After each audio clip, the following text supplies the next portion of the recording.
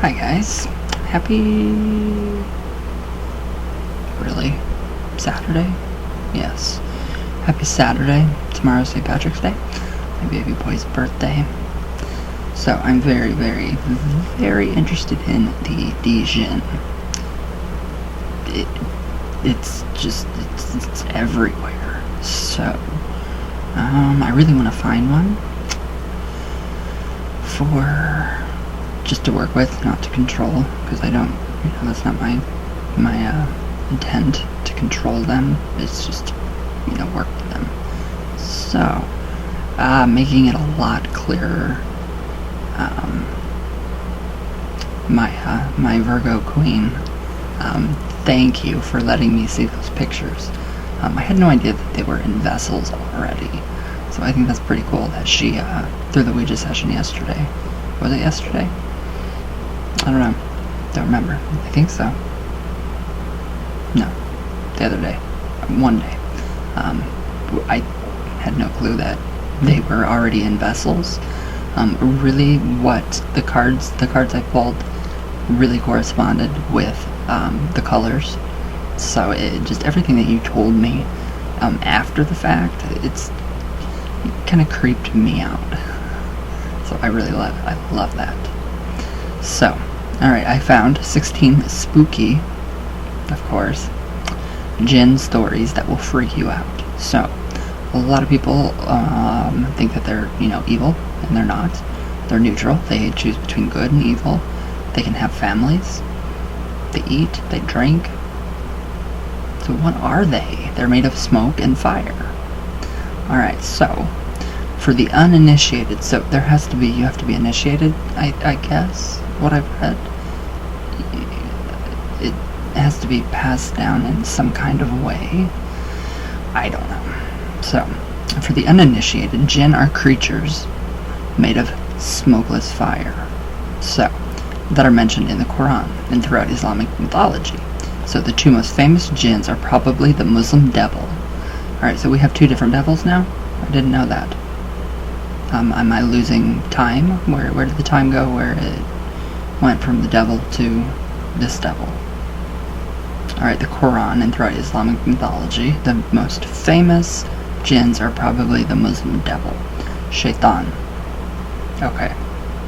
And the Djinn in Aladdin's lamp for 1001 nights. So, the Djinn in the lamp was, of course, immortalized by who? Robin Williams. Aww. Portrayal of Genie in the Disney movie, though not totally accurate. So, those are two powerful exceptions. Most of the time, jinns are portrayed as invisible tricksters who whisper, confuse, and change shape. So, they appear in all kinds of movies like we went over yesterday. So it's really cool. Alright, where are the stories? Okay, okay, we have, the first one is called The Fight. So I'm very interested in this. It seems like they have a bad rap like the Ouija. So that's kind of what I'm trying to see the good in all of this. So this is The Fight. One time, my mother-in-law was sitting in her bed. She looked over and saw a woman sitting in the chair next to her bed, with long, pointy fingers and with a face with very sharp angles. Alright, so that sounds kind of like an ethereal being. So, she was so frustrated and annoyed with the jinns. They see a lot in their house and are no longer afraid, they get really annoyed by them, that she reached out and grabbed the Djinn by its wrists. She yelled, "Get out, I'm tired of you, get out." It started to try to pull its wrists away and eventually tried to bite her hand, because she wouldn't let go. She pulled her hand away before it bit her, and then the Djinn vanished. Alright, and that is from Sakina Blue from Facebook. Wow, that's really interesting. I didn't, since they are, like, one step above us as humans, and they are ethereal beings, I guess. I'm still not sure what they are. That does make sense, I guess. That's odd. Alright, 2, the Djinn and the locket. See, that's what I want. I want one, like, in a ring. Or, something like that. Maybe Lily the doll. She could be a Djinn. I'm not sure.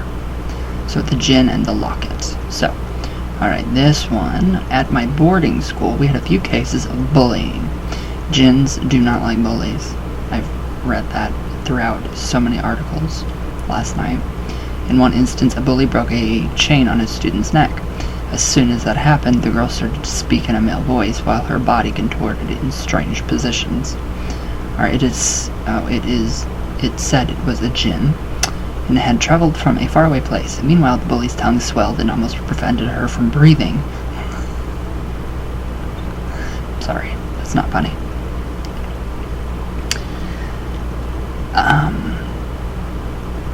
Long story short, teachers were called into the room.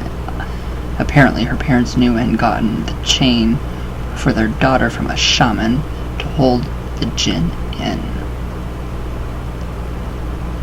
That's odd. That's really odd. But let's just see how protective that Djinn is over the person that had the object. So I'm thinking when you buy hand-me-downs, like off eBay, just a regular ring like I did, it could possibly have a Djinn in it. I'm not sure. How do you find out? I don't know. Do you guys know? I don't. Alright, so 3. Communing with children. Alright, so this happened when my grandfather was Egypt's ambassador to Spain. Wow. And was living in Spain. I was 2 years old at the time. My mother said she would see me standing by the staircase, constantly talking to someone, and when she would put me to bed, I would stare out the door and say, tick-tack, tick-tack. Okay. Later on, my grandmother mentioned to my mom that she thinks I might be seeing spirits in the house. And when we were talking about it, my grandfather said that the TV in his room turned on and off so sporadically, and sometimes could see shadows running across the balcony through the slits of the blinds. Typical Djinn movement, or, abilities. Okay, so, and then the rest of it says, my grandmother said that it's known little children and animals can see spirits. Yes, it's very true. We all know that. So when they saw me talking to something, they assumed there were spirits in the house, and I was the only one who could communicate with them. Ooh, this is really, really cool. That's a really neat story. I don't know who that came from, but that's really neat. So the 4th one is called Hooves. And you guys can see that little gif right there with the hooves. Is that not cool? Baffle me. Very neat. So here we go. Alright, hooves. Okay, so this is an old Persian story. Alright, so here we go with the Persian. That's very neat. So one day a lady goes to the public bathhouse. Okay. She pays the attendant and goes inside. Once inside, she notices someone in the room with her. She looks down at their feet.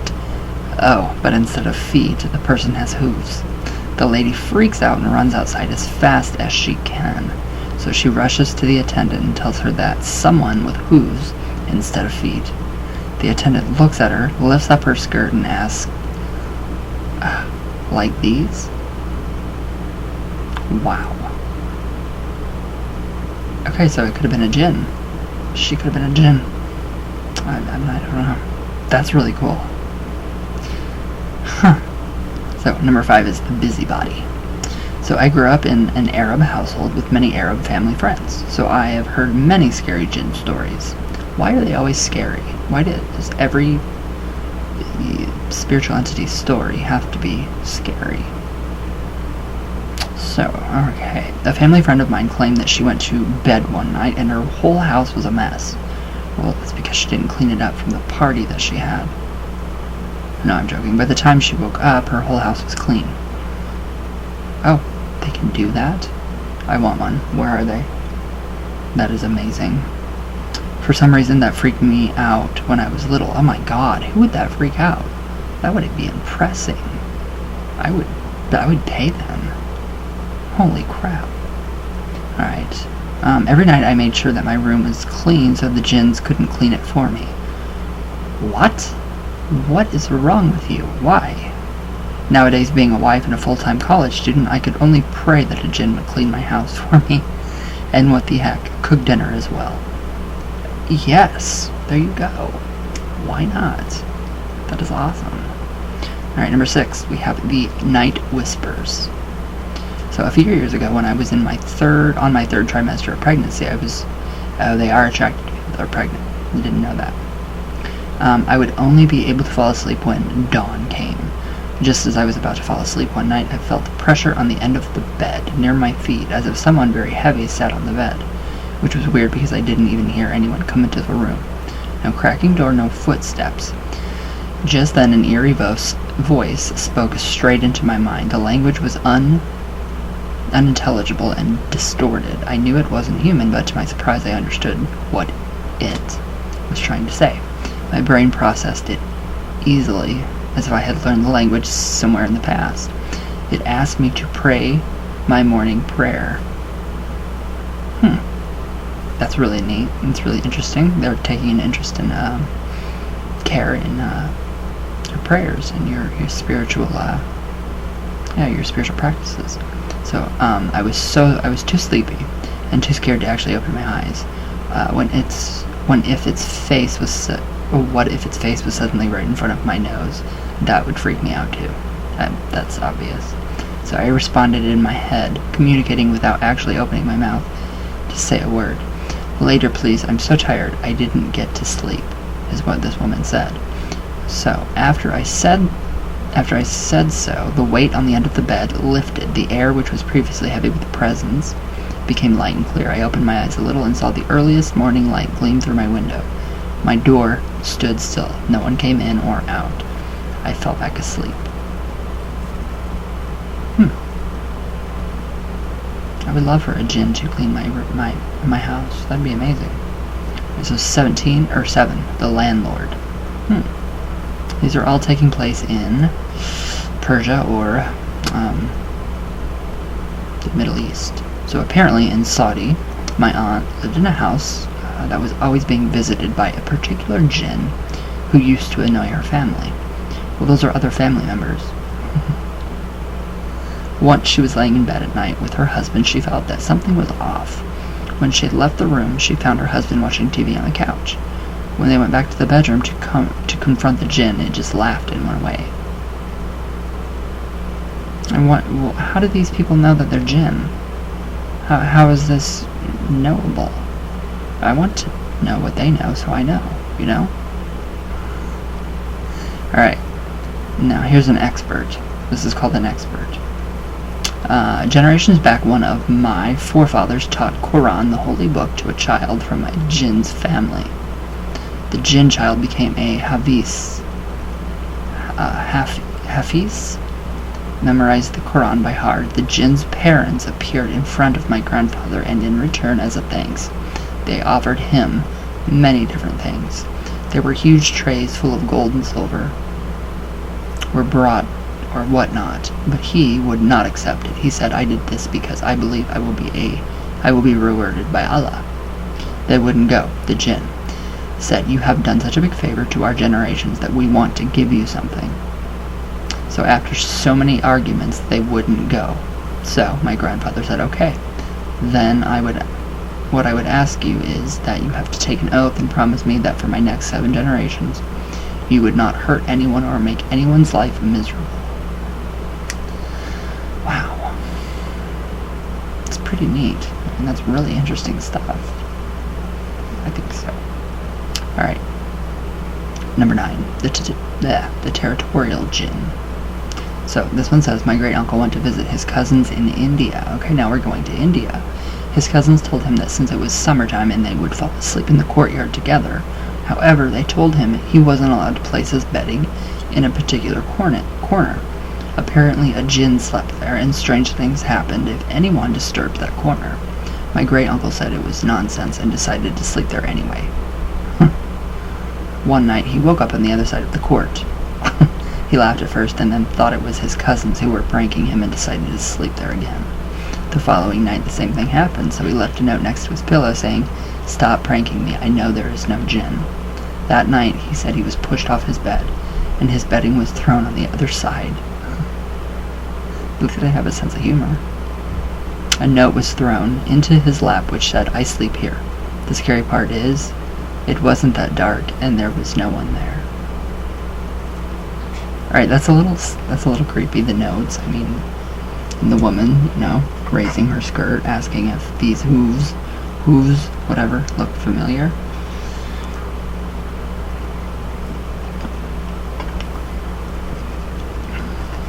Very interesting. Very, very interesting. Damn it. Stupid fucking necklaces. I hate jewelry. Yeah, whatever.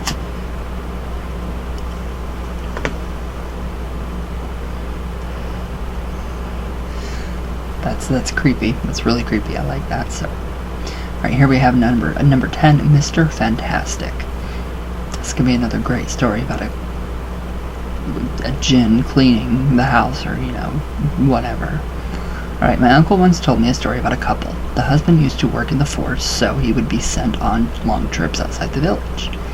His wife was usually lonely, but she befriended a man. He would sit on her courtyard. He would sit on her courtyard with his back facing her, so he could only see his face. So she could only see his face when he turned around to answer back. It was a sweet friendship. One evening, she asked him to come over for tea and to bring his wife along with her. Oh, but instead of getting down and using the door, he took his leg and stretched it 10 feet down her wall to her side of the yard. He said, "Why didn't you offer me tea before? I'd love to come and have chai tea with you." Ooh. That's odd. Okay, number 11, the husband. Oh God. Alright, here we are now in Morocco. My friend was staying in the north of Morocco for the summer. One morning, she woke up with a big triangle of henna on her hand. Ooh, I like that. She showed it to every person of her family, and they said the only valid reason was that she was married to a Djinn now. She was never lucky in love ever since. That's odd. That's very odd. Marry a Djinn. I really want to know how to work with these things. Alright, here we go. Number 12. Wait. Yes. Material strife. Alright. This is from an expert. Quote, quote. So the assistant to the Sheikh switched the lights off, and then the Sheikh began reciting Quran in a very strange way. He read it backwards and then read parts of the verses in really, really strange ways that I've never heard before. Suddenly he said, "The Djinn has arrived. Make your presence known by touching every one of us sitting in this small circle." That's when it got really scary, and I felt an almost electric current running through my leg. As it went around the circle, everyone screamed almost at the same time. After that, the Sheikh, whatever that is, asked the Djinn to bring back the evil curse which had been cast. The Djinn disappeared, and we did feel something rush out the window. It came back, and suddenly it dropped something quite heavy onto the chandelier. It was a huge package wrapped in nylon and covered in mud. The Sheikh then unwrapped it and began reading the scrolls of paper, written in Arabic, but also really strange writing. Huh, that's odd. Number 13, never leaving home. So recently my mother-in-law was helping her daughter fix up her room, and as my mother-in-law stood in the hall, she heard someone whisper in her ear, "You think you can get rid of us? Guess what? We are coming too. You will never get rid of us." No one else heard it. Interesting. Nonetheless. So 14, the laughter.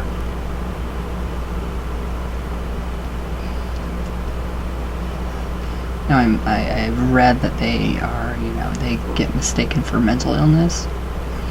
And when you're mentally ill, it's actually a Djinn. I don't know how much of that I believe. So Alright, the laughter. Okay, my mother was visiting her parents. While she was praying in her room, she heard her mom laughing at her in the doorway. After she finished praying, she went to her mom's room and asked, "Why were you laughing at me earlier?" My grandmother replied, "I've been in bed for a few hours now. I wasn't laughing at you." My mom concluded it was a djinn trying to distract her from her prayers. In the same house, you could hear footsteps walking throughout the house, and might feel someone sit on the bed while you were sleeping. I also used to have one in my bedroom. Every night around 3 a.m., I'd hear this old lady crying. We lived in the corner apartment on the top floor, and I couldn't find out from where it was coming from. I thought it was coming from under my bed. It got so bad I had to sleep in there. Oh, I had to stop sleeping in there. Wow. I wonder if that would explain any kind of things going on here. Could be. Alright, 15, the voices. Alright. In our old apartment, my oldest niece would wake up around 3 a.m. She would hear what sounded like a party going on and hear all of our voices. But when she would go into the living room, the lights would be off and no one would be in the room. Wow. That's really crazy. Alright, so 16, we have the prank caller. So now they prank call people? That's awesome. So then her brother said, "What's going on?" and tapped her on her shoulder. Suddenly, she looks his way, uses her hand, and throws him up against the wall with extraordinary power. They call this Hafiz, Quran expert. He tells the girl, "It's not right of you to take control of the person's body. You can't do this." And so he starts to read Quran and says, "You need to leave the body." But the djinn didn't want to leave. He's like, "I like this body. I'm not leaving." Okay. Alright, if you want to hear something, more conversations about Djinn, take a listen to episode 2 of See Something, Say Something, BuzzFeed Community. So, alright. That was really cool. So, that was BuzzFeed. Pretty interesting. Very interesting. So I'm reading all this new stuff. There's stuff on YouTube about how to actually conjure a djinn. I'm not going to do that. I don't know how. I don't want to piss it off. I don't know what I'm doing. So there are some really, really neat. Well, there's one neat article that I came about demonic possession, and this is perfect. So, I think it's been debunked. Demonic possession. I really do. So. Crap. Let me find it. Alright, so I did the full moon ritual outline for all of us. It is on my public page, and it's on my Patreon page. So we have that to do. Alright. So this is from researchgate.net.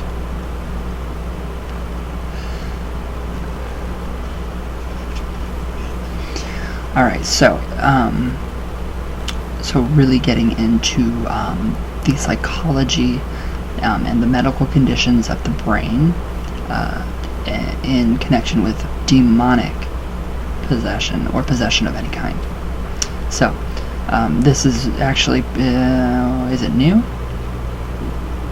No, but this is actually clinical diagnoses of different, just different disorders. So, dissociative trance disorder, clinical and research finding in 10 persons reporting demon possession and treated by exorcism.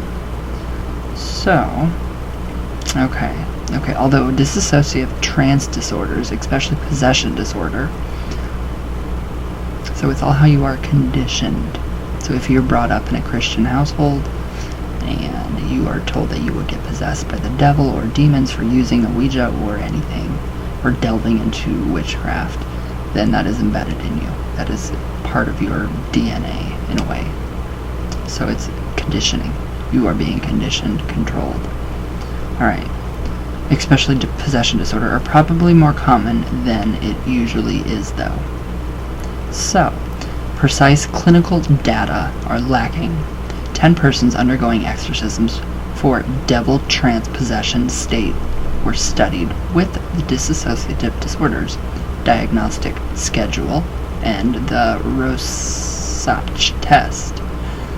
The Rorschach test. So these persons had many traits in common with dissociative identity disorder patients. I have that, but it's not. I don't have a clinical trance disorder or possession disorder. So they were overwhelmed by paranormal experiences. Despite claiming possession by a demon, most of them managed to maintain normal social functioning. So, Rorschach findings showed that these persons had a complex personality organization, some of them displaying a tendency to oversimplify stimulus perception, whereas others seemed more committed to psychological complexity. Most had severe impairment of reality testing, and 6 of the patients, the participants, had an extensive coping style.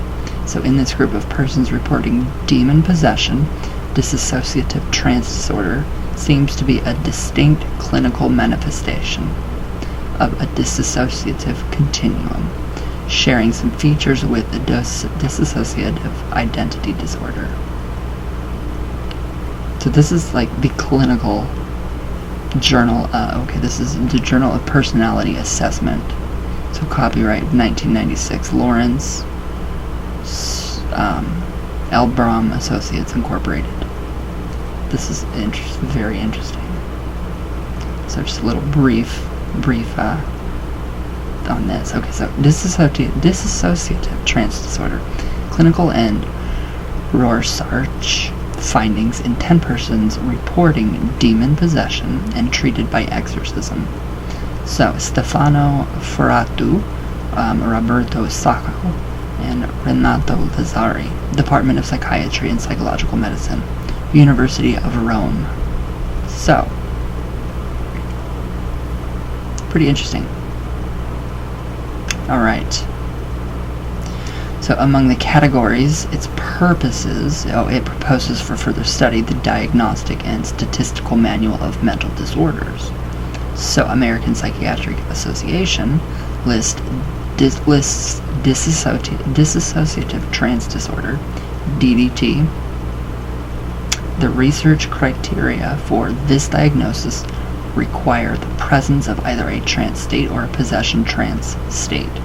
A possession trance state is defined as the presence of a single or episodic altered state of consciousness, in which a person's customary identity is replaced by a new identity attributed to the influence of a spirit or deity.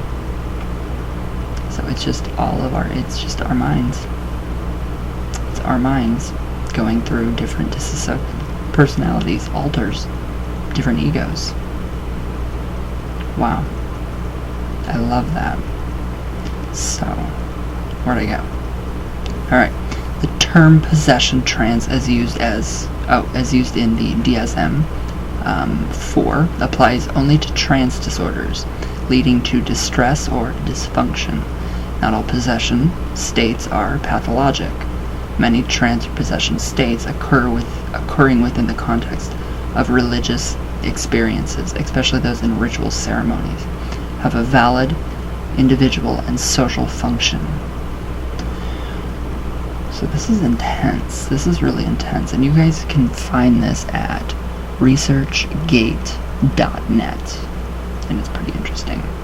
So, alright, precise data on possession disorders are lacking, but some reports describe them as extremely common. So even in modern America. So in an Indian study, 9.7% of the participants given a diagnosis of the dissociative disorder not otherwise specified as a possession disorder. In Italy, notably in some geological areas, possession disorders appear quite widespread. Probably, let me see, in Rome, 500,000 people a year are possessed. Well, they think they're possessed. So, possession disorders appear quite widespread through Italy, the possessing agent usually being described as a demon. Some of these cases reach clinical observation.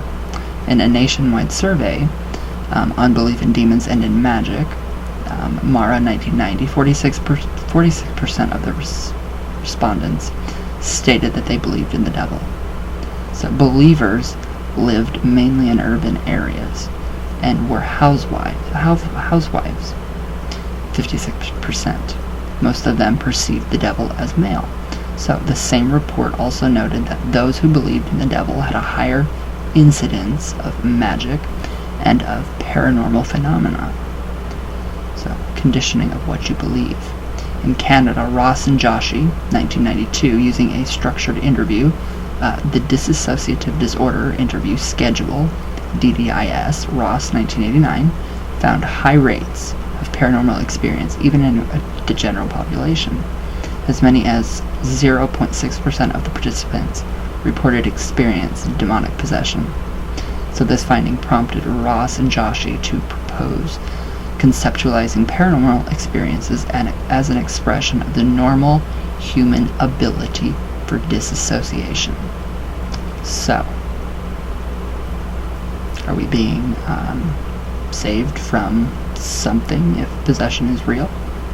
If this clinical diagnosis of a dissociative trance disorder would be putting us in different states, egos, alters, to where we don't have to deal with something.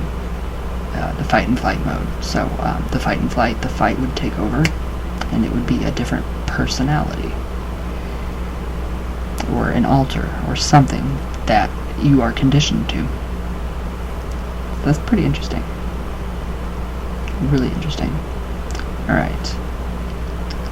Okay. Although such behaviors clearly owe much to traditional cultural influences, paranormal and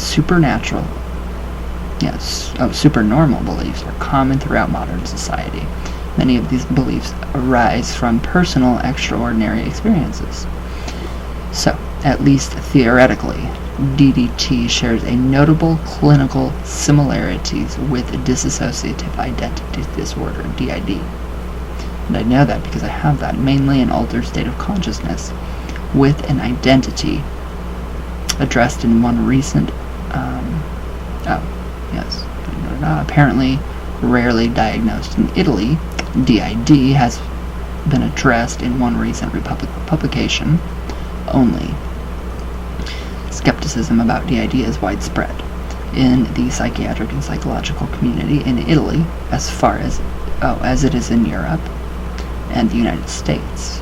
So, when we undertook a study on DTT in the city of Rome, an urban area of Italy, a highly industrialized European country, with the purpose of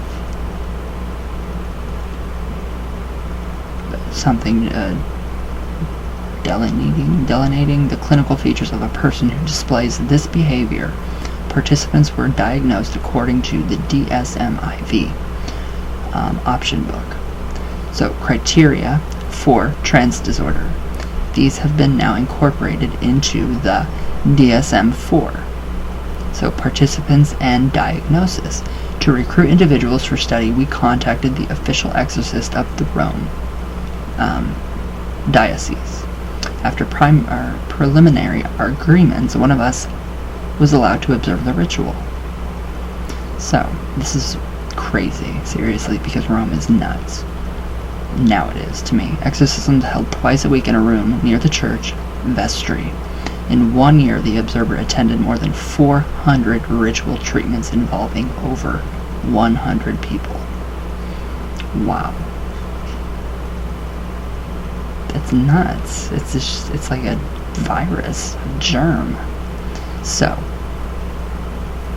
that's really cool. So, these persons qualified for inclusion in the study only if they clearly acted out during exorcism. an altered pattern of behavior, unlike their normal behavior, consisting of facial expressions and physical manifestations appropriate to the statements made during the state of altered consciousness. For example, they say, I am Satan, I am Legion, I am evil, blah blah blah. 16 of the 100 persons observed fitted these criteria and were invited to attend individual testing sessions in the office of one of the authors. Only 10 persons, 3 men and 7 women, accepted the invitation. Their ages ranged from 26 to 60 years. Men age was 37.3 years. Participants were interviewed 7 to 10 days after the behavior observed during exorcism. So, this is really interesting stuff. I mean, 16 of, wait. Yes, okay, so on being interviewed, the participants stated that they had no memory of the possession trance state. So that's dissociation, or psychosis. So, which lasted from 5 minutes to 2 hours. Despite amnesia to the possession state, they claimed that a demon had taken control of their body during the exorcism and bothered them from time to time during the day. The possessing agent was always manifested a moral character different from that of the person's habitual state, usually expressing sexual and aggressive concerns. So that could be suppressed memories, suppressed urges, desires. So the possessed persons also had frequent vomiting, coughing, and spitting, accompanied by roars, growls, and barks. And that would probably be the psyche, our inner self, shadow self in some form, our animal selves. So, during the possession state, these people usually had facial expressions of anger and hate. One person, a former seminarist, talked in bad Latin.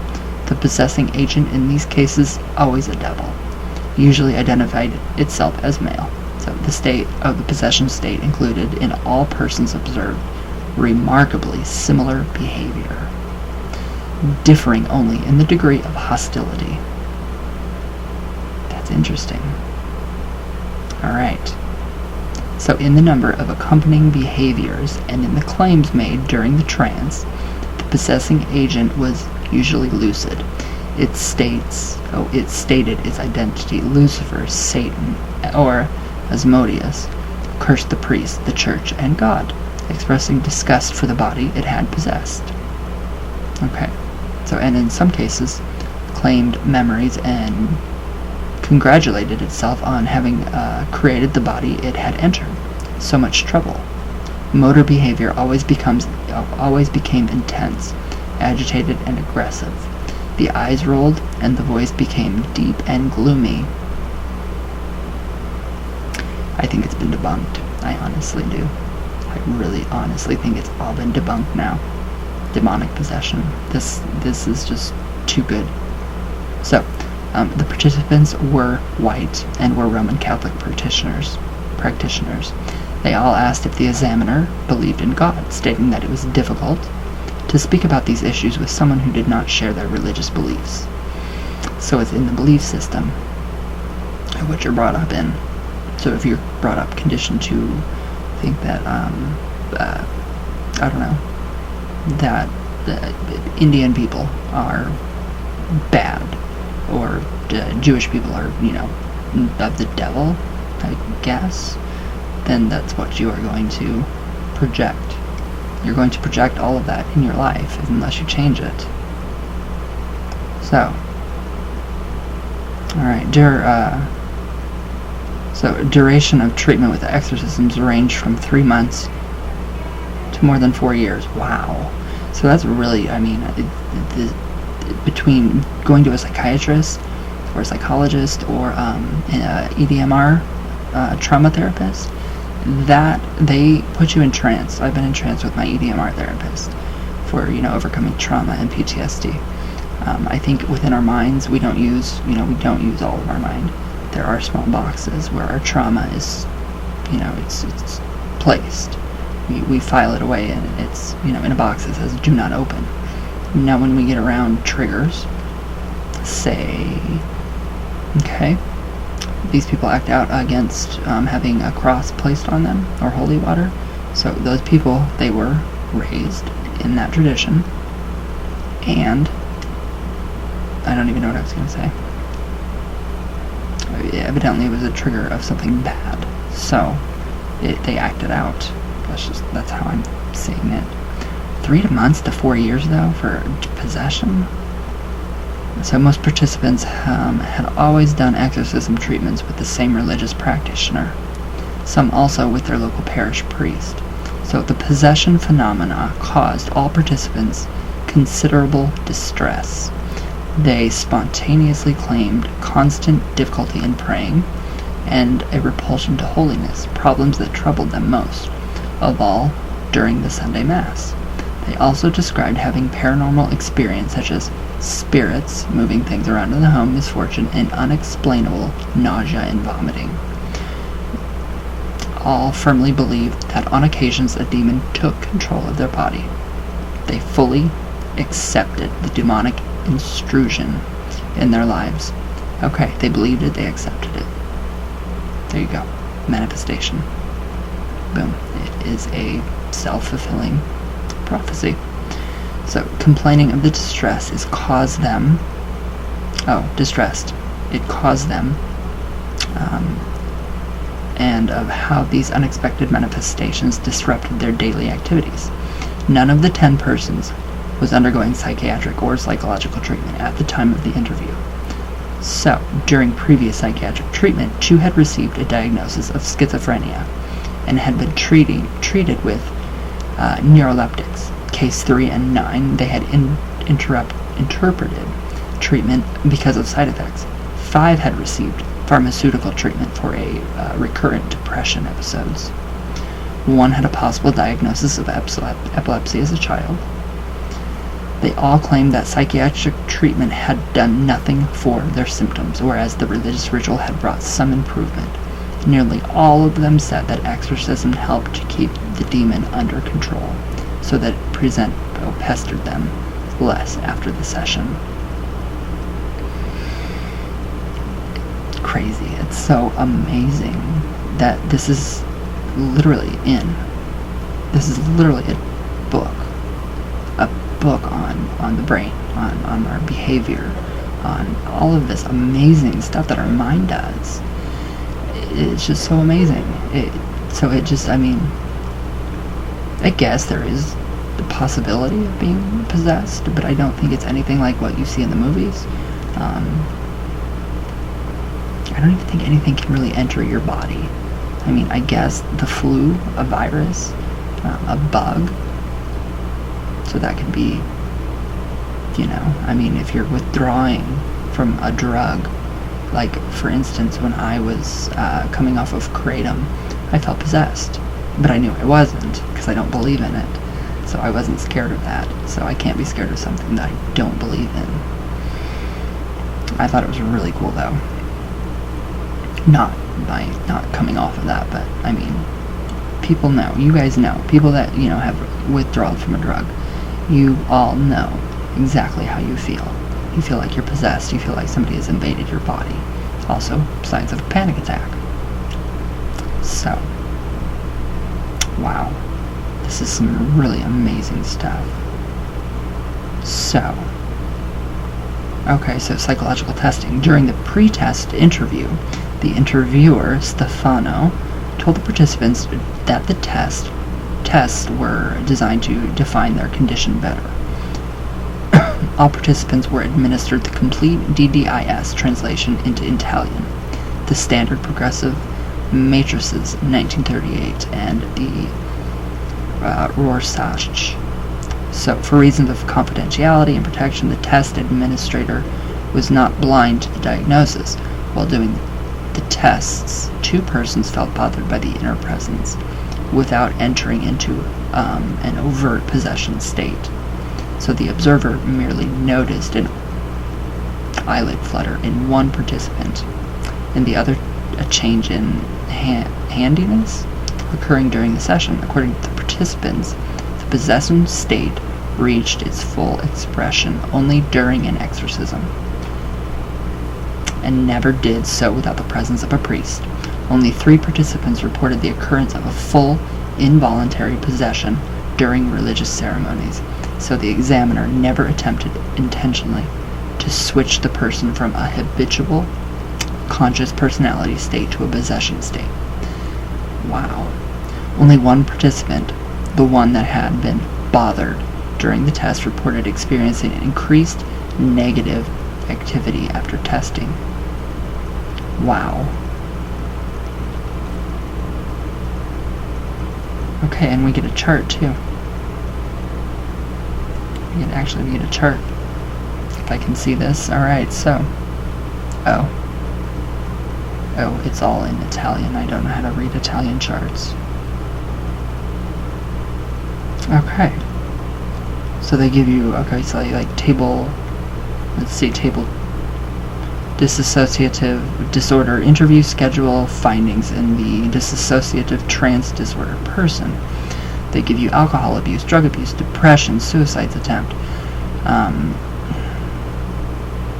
trance, imaginary childhood companion, sexual abuse, physical abuse, dissociative identity disorder score, borderline personality disorder score, semantic complaint score.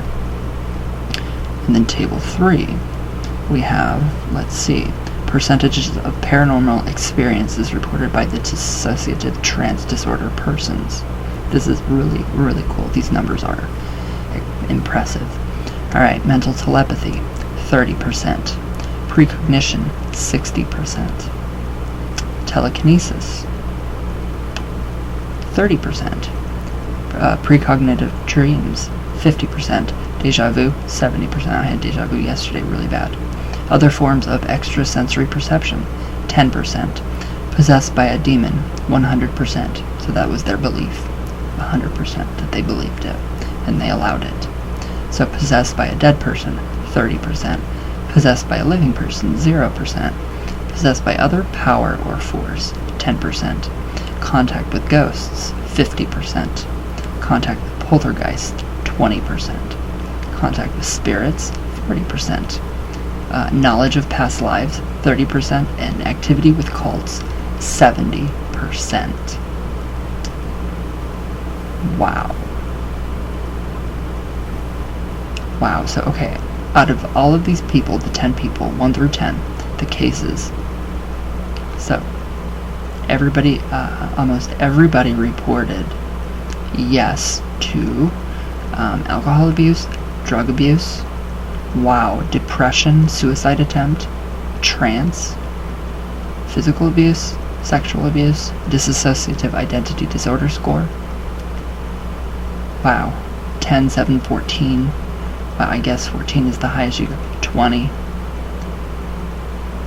Wow. That's really amazing. That's really cool. So yeah, they don't really give you the test in here. Well, it tells a little more about the patients. So although these patients, they succeed in maintaining some form of psychological development, most of them have severe distortion of reality, as do patients with DID. So, but in some, but not all cases, the high number of sexual and anatomical responses suggest concern for these themes. So, sexual abuse is pretty much the dominant thing. Trauma, abuse, any kind of that, bullying even, is part of the demonic possession criteria. So it's really crazy. So despite their similar behavioral manifestations during possession and similar personality traits, some also present DID. Patients' psychological testing showed that our patients had diverse basic coping styles, with the majority presenting an extrasensitive style. Overall, our psychological test data and DDIS findings suggest that DDT is a distinct clinical manifestation of a dissociative continuum, sharing some personality features with DID, the perceptual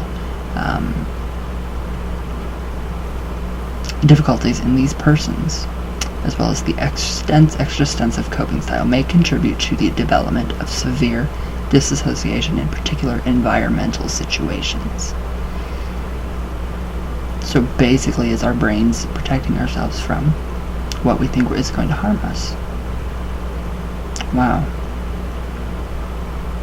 That's really, really amazing. Oh, wow. Okay, this is really weird because I watched it's on Netflix now. The Devil and Father Amort.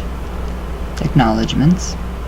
We thank Father Gabriel Amort and the participants, without whose kind cooperation this study could not have been possible. That's creepy. Coincidence, synchronicity. So, back to that short movie. It was all based on psychological, based on how they were raised, what they were raised in, the faith they were raised in, family conditions, all of that. So this is really, really interesting stuff. Definitely worth the read. So you guys can find this at researchgate.net. I highly suggest that you read this. And it is Dissociative Trance Disorder, Clinical and Rorschach Findings in 10 persons reporting demonic possession treated by exorcism. So that is amazing. So alright guys, we went over a lot today. So we can see the cultural differences now in some of the stories from the Djinn and possessing the body. So it's cultural. It's all in our cultural differences and how we are raised, what we believe. These people accept demon possession. I don't. I can't believe in it. I think it's ridiculous. I see it as a psychological issue. That's what I accept. So my conclusion, my unofficial conclusion, is that it's fake. So that's my opinion, just mine. So no, I think there is no way possible to become possessed by anything, except for the flu virus, which is going around right now. So, alright guys, I hope you guys have a great day. Make sure you guys read that. That's really interesting. And I will see you guys tomorrow for Sundays with Satan. I make a mockery of that, so. Alright guys, I love you all. And I did do I told you guys I did the ritual for the full moon. It's on my public page and it's on Patreon, so we can kind of find out, where we're going, and let me know below. Because I know a few of us, I have 1, 2, 3, me and 2 other people are going to be doing this ritual. So, alright guys, I love you all very much, with all my heart. All the way from Venus. All the way back down. And I will see you guys tomorrow. Tomorrow we will do a reversible candle. So, sorry I didn't do it today. I had to get that out of the way. Alright guys, I love you all very much.